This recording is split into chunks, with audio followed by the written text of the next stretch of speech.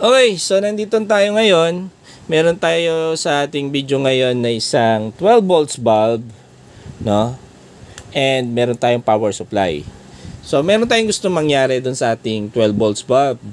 Gusto natin na kapag nakasense siya ng madilim na yung palibot niya o yung environment niya, kusa siya mag-on, no? Hindi na natin siya kailangang buksan. And pag nasense niya naman na maliwanag na yung palibot, is gusto ko rin kusa siya mag-off. So, anong kailangan ko para mangyari yon? So, kailangan natin ng photosensor or yung tinatawag nating light sensor. So, papakita ko na sa inyo yung itsura ng light sensor. So, ito siya guys. Nabili ko siya online. So, dalawang version na makita nyo online.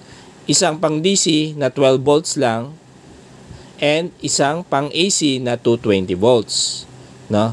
So, paano nagwo-work yung light sensor? Ganun nga. Meron siyang sensor dito sa white na to, and kapag na-detect niya na maliwanag yung environment, hindi siya magsusupply ng power sa load. And kapag naman na-detect niya na madilim na, i-allow niya na mag-flow yung power supply natin sa ating bombilya.